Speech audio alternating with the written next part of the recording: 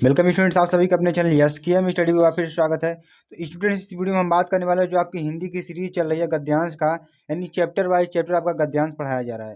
तो जो स्टूडेंट्स हमारे नए जुड़े चैनल का पहले सब्सक्राइब कर ले, जो स्टूडेंट्स हमारे पुराने चैनल को शेयर कर दें और लाइक कर दें। इस वीडियो में हम देखेंगे पार्ट 3 यानी कि भाषा और आधुनिकता, यानी कक्षा 12 विषय हिंदी के पार्ट 3 यानी भाषा और आधुनिकता, जिसके लेखक कौन है स्टूडेंट? जी सुंदर रेड्डी। कौन है? ठीक है, प्रोफेसर जी सुंदर रेड्डी जी हैं। तो इनके जो पद्यांश है, मोस्ट इंपॉर्टेंट गद्यांश, सॉरी स्टूडेंट क्या है, गद्यांश हैं, तो इनको आपको अच्छी तरीके से बताया जाएगा। तो जो स्टूडेंट्स हमारे नए जुड़े चैनल को सब्सक्राइब कर चलेंगे और ज़्यादा से ज़्यादा चैनल को शेयर करना है ताकि सभी स्टूडेंट्स यहाँ पर वीडियो को पढ़ पाए। ठीक है, तो चलिए स्टार्ट करते हैं। जानते हैं पहला हमारा गद्यांश जो है बहुत ही इंपॉर्टेंट कौन सा है। जो हमारा पहला गद्यांश देखिए इस तरीके से होगा, जो कि वेरी वेरी इंपॉर्टेंट कैटेगरी में आता है। इसको देखिए, जो हमारा पहला पद्यांश, इसको पढ़ने की कोशिश करते हैं और इसमें जो प्रश्नों के उत्तर हैं उनको जानने के प्रयास करते हैं। इसमें किस टाइप के क्वेश्चन पूछे जाते हैं, क्वेश्चन का टाइप भी जान लीजिए आप लोग। तो सबसे पहले इसमें आपको संदर्भ पूछा जाएगा, संदर्भ के बाद आपको प्रसंग पूछा जाएगा, प्रसंग के बाद इसमें से कुछ प्रश्न ऐसे बनेंगे जो आपको करने रहेंगे। उसके बाद आपको एक अदर चीज आती है, क्या आती है हमारी साहित्यिक, जो हमारा क्या है साहित्यिक, यानी कि साहित्यिक सौंदर्य जो आता है उसको भी आपको करने के लिए इसमें आता है। तो इसमें देखेंगे, चलिए जो गद्यांश है उसको पढ़ते हैं और इसमें जो चीज़ें आपको पूछी जाएंगी उसका हम आंसर बताने का प्रयास करेंगे। देखिए जो दिया गया है, भाषा स्वयं संस्कृति का अटूट अंग है। भाषा क्या है? स्वयं संस्कृति का अटूट अंग है। संस्कृति परंपरा से निःसृत होने पर भी परिवर्तनशील और गतिशील है। उसकी गति विज्ञान की प्रगति के साथ जोड़ी जाती है। वैज्ञानिक आविष्कारों के प्रभाव के उद्भूत नई सांस्कृतिक हलचलों का शाब्दिक रूप देने के लिए भाषा के परंपरागत प्रयोग पर्याप्त नहीं है।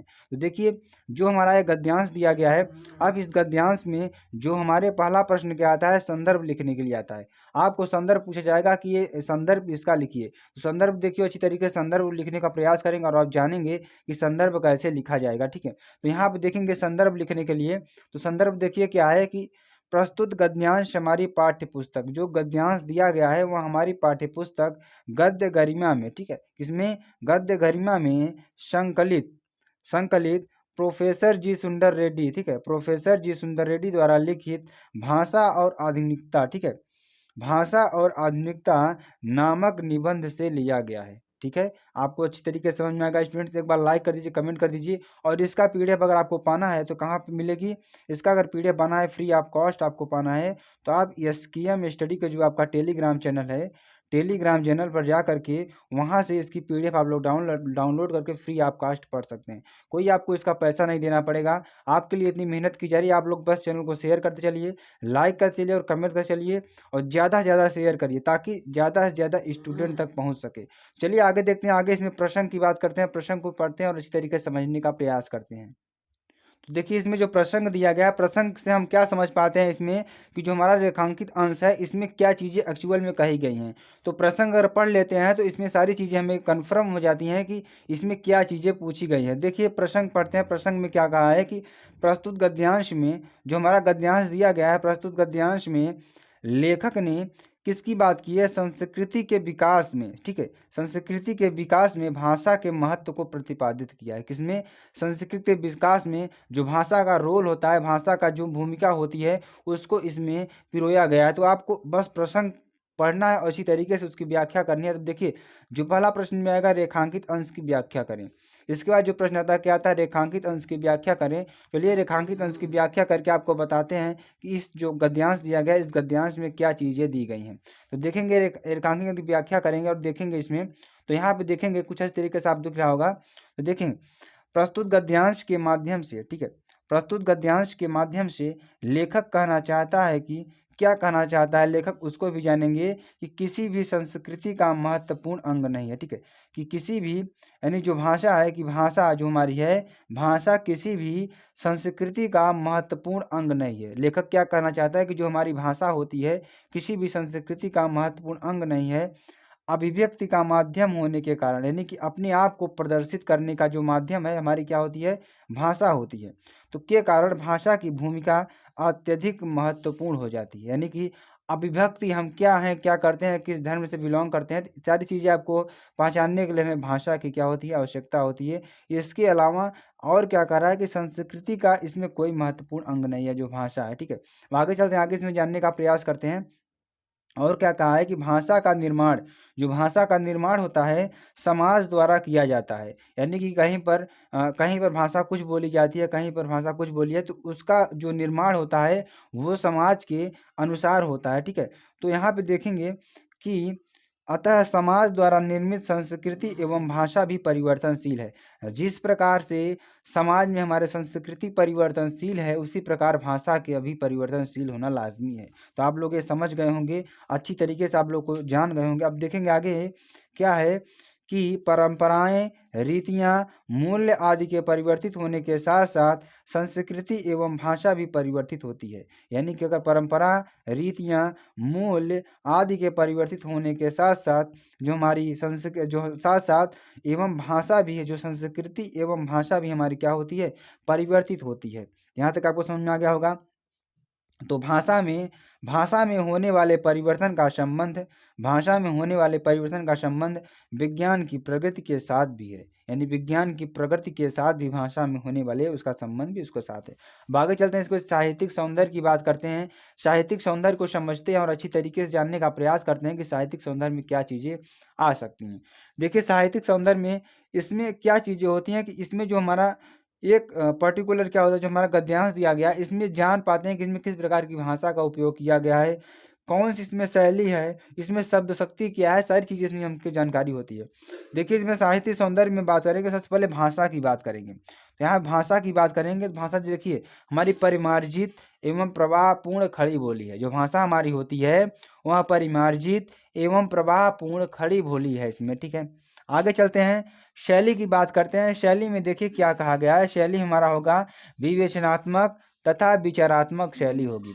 उसके बाद जो हमारा अगला हमारा क्या होगा कि शब्द शक्ति हमारी क्या है, लक्षणा हमारी शब्द शक्ति इसमें यूज की गई है।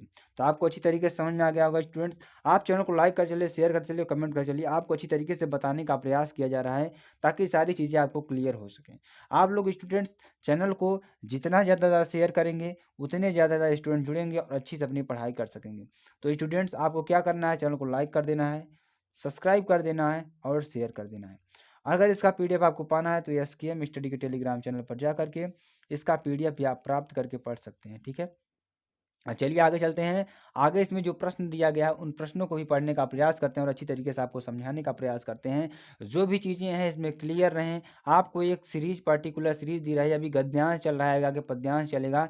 अगर आपको समय कम पड़ता है तो समय हम आपको दो दो चैप्टर का बता देंगे ताकि आपको सारा चीज़ें इसमें क्लियर हो जाए। चलिए आगे चलते हैं, आगे हम पढ़ते हैं, अच्छी तरीके से समझने का प्रयास करते हैं। आगे देखिए इसमें जो प्रश्न दिया गया है वो प्रश्न भी बहुत ही इंपॉर्टेंट है। देखिए अगला प्रश्न क्या है, भाषा परिवर्तनशील क्यों है। जो हमारी भाषा है ये भाषा हमारी परिवर्तनशील क्यों है, इसके बारे में जानेंगे और अच्छी तरीके से समझने का प्रयास करेंगे। समाज द्वारा निर्मित, ठीक है, समाज द्वारा निर्मित भाषा परिवर्तनशील है। जो समाज द्वारा भाषा हमारी निर्मित की जाती है वह क्या है, परिवर्तनशील है। परिवर्तनशील का मतलब कहीं पे कुछ भाषा का प्रयोग किया जाता है, कहीं पे कुछ भाषा का प्रयोग किया जाता है, यह हमारा क्या है, परिवर्तनशील है। क्योंकि समय के साथ साथ परंपराएं, रीतियां, मूल्य आदि परिवर्तित होते हैं, ठीक है। आपको समझ में आ गया होगा। अब यहाँ बात करते हैं, ठीक है।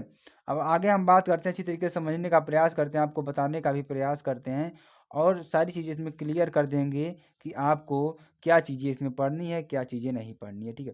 तो देखिए उसके बाद जिसका प्रभाव क्या होता है कि भाषा पर पड़ता है, जिसका प्रभाव क्या होता है, भाषा पर पड़ता है, इसलिए भाषा में परिवर्तन होना आवश्यक होता है। इसलिए क्या होता है, भाषा में जो परिवर्तन होना क्या होता है, आवश्यक हो जाता है, ठीक है। आगे देखिए आगे हमारा क्या दिया गया है, आगे देखिए, आगे भी पढ़ेंगे अच्छी तरीके से समझने का प्रयास करेंगे। देखिए भाषा सामाजिक, अगला जो हमारा गद्यांश होगा इस तरीके से होगा, आपको उसको भी क्लियर सारी चीज़ें उसमें बताएंगे। भाषा सामाजिक भाव प्रकटीकरण की सुबोधता के लिए ही उद्दिष्ट है, ठीक है। उसके अतिरिक्त उसकी जरूरत ही सोची नहीं जाती है। इस उपयोगिता की सार्थकता समसामयिक सामाजिक चेतना में प्राप्त अनेक प्रकारों की संश्लिष्टताओं की दूरता का परिहार करने में निहित है। अब देखिए इसमें जो प्रसंग दिया गया है उस प्रसंग को पढ़ेंगे, अच्छी तरीके से समझने का प्रयास करेंगे। देखिए जो प्रस्तुत गद्यांश में क्या कहा है लेखक ने भाषा के उद्देश्य को स्पष्ट किया। इसमें क्या कहा है, भाषा के उद्देश्य को स्पष्ट किया है। ठीक है, अब आगे चलते आगे हम बताएंगे इसमें। ठीक है, अब इसमें जो रेखांकित अंश की व्याख्या है उसको व्याख्या करेंगे। ठीक है, देखिए लेखक भाषा के उद्देश्य को स्पष्ट करते हुए कहता है कि भाषा का सर्व प्रमुख उद्देश्य, देखिए जो भाषा का उद्देश्य है वो सारी चीजें इसमें क्लियर हो जाएंगी आपको। ठीक है, यानी भाषा का सर्व प्रमुख उद्देश्य समाज के भावों की अभिव्यक्ति को सरल बनाना है। यानी भाषा के द्वारा हम अपने समाज की जो भी चीज़ें हैं उनको प्रदर्शित कर पाते हैं किसी के समक्ष।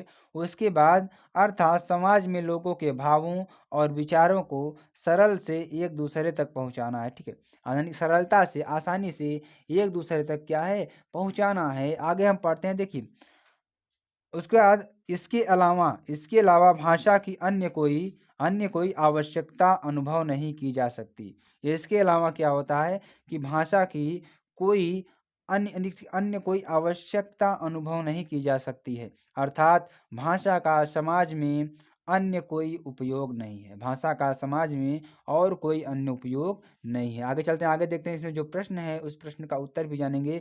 लेखक के अनुसार उद्देश्य क्या है? तो लेखक के अनुसार भाषा का सर्व प्रमुख उद्देश्य समाज के भावों की अभिव्यक्ति को सरल बनाकर भावों एवं विचारों की सरलता से एक दूसरे तक पहुंचाना है। यानी कि सबसे बड़ा मतलब क्या है इसमें कि जो हमारा क्या है कि जो हमारी भाषा है, भाषा के द्वारा क्या करते हैं, समाज में जो हमारी क्या है अभिव्यक्ति है उसको सरल बनाकर एक दूसरे तक पहुंचाना होता है। चलिए आगे चलते हैं, आगे देखते हैं कौन सा हमारा जो बहुत ही इम्पोर्टेंट जो हमारा गद्यांश है उसको भी पढ़ने का प्रयास करते हैं, अच्छी तरीके से समझने का प्रयास करते हैं। तो स्टूडेंट देखिए अगला जो हमारा गद्यांश है कुछ इस तरीके से होगा, तो आपको समझाने का इसका भी प्रयास करेंगे। यानी आपको पार्ट 3 के भाषा और आधुनिकता के जितने भी गद्यांश बन रहे हैं इंपॉर्टेंट उसको हम बताएं। इसमें सारे जो हमारे गद्यांश है बहुत ही वेरी वेरी इंपॉर्टेंट है, आपके एग्जाम में पूछे हुए हैं, लगभग हर एक ईयर पूछा गया है। तो इसको आप लोग पढ़ लेंगे तो सारी चीज़ें आपको इसमें क्लियर हो जाएंगी और अच्छी तरीके से समझने में आपको आसानी हो जाएगी। देखिए क्या है कि यदि यह नवीनीकरण सिर्फ कुछ पंडितों की व आचार्यों की दिमागी कसरत ही बनी रहे, यानी कि जो हमारी यह नवीनीकरण की क्रिया है सिर्फ कुछ पंडितों की और आचार्यों की दिमागी कसरत ही बनी रहे, तो भाषा गतिशील नहीं होगी। क्या होगी? गतिशील नहीं होगी। भाषा का सीधा संबंध प्रयोग से और जनता से है।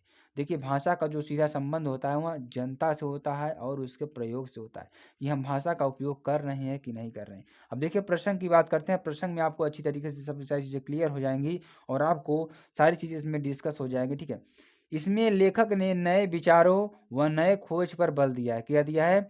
इसमें लेखक ने नए विचारों व नए खोज पर क्या दिया है? बल दिया है।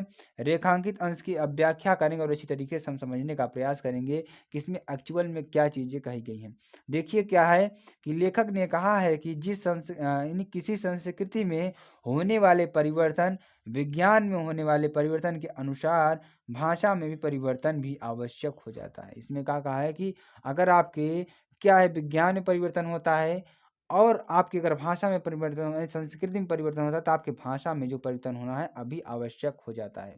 अब देखिए नए विचारों को, नए वैज्ञानिक आविष्कारों को और नई सोच को, ठीक है, पुरानी भाषा वहन नहीं कर सकती। जो हमारी पुरानी भाषा है इसको वहन नहीं कर सकती है।